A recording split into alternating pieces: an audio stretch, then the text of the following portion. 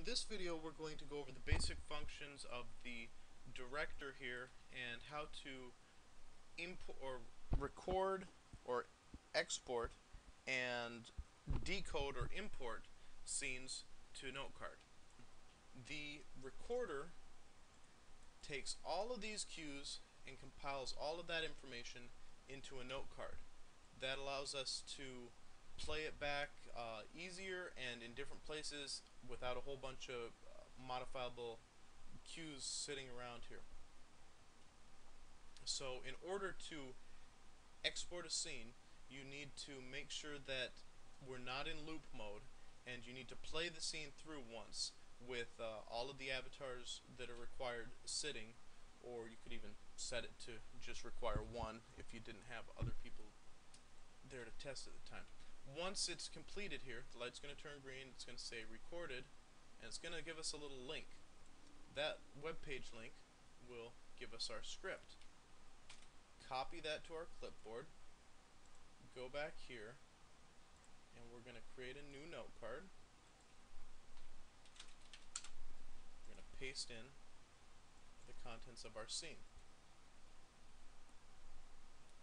Once we've done that, and at any time that we want to get rid of all of these cues out here, you can click the delete cues button,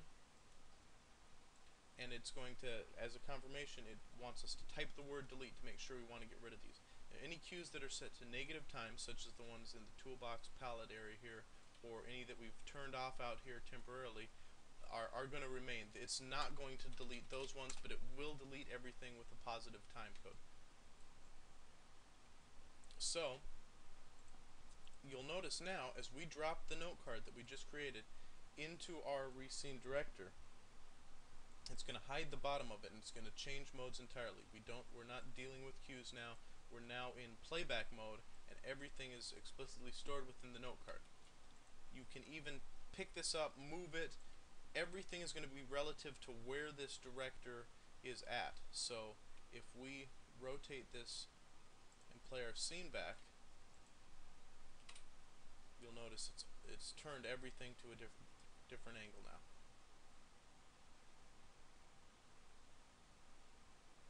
That basically covers the exporter. It will cap out at approximately 300 to 350 cues. So you're going to want to break your scenes down if they become really complicated, and keep it under 300 to 350 with the current version. To go back to normal edit mode, we just simply delete that scene note card, make sure that the only note card remaining is ReScene config, and it goes back into edit mode.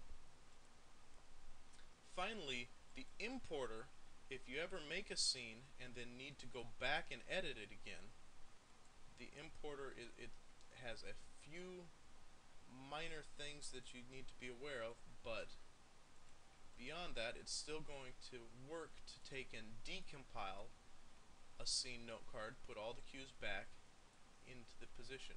You'll notice that the animation cues and plugins do not need to store a position, so those ones will just stack up above the importer. You'll also notice the camera parameters. Since we can't create a note card, and since we don't have, for example, comments in the note card or the name of the note card stored, and then it's going to say imported right here. If you click the read params button, however, it gives us a nice copyable version of what these parameters are that we could make into a note card and drop into it. It'll work like this. It's just if you need to go back and edit that one particular camera parameter, you can click on the read params button here that appears. And also, if you shift drag a copy of it, it's going to lose that information. The one that you moved is going to keep the fact that it's imported and its particular parameters, while this one is going to say, hey, I don't have any camera parameters. It's going to revert to none.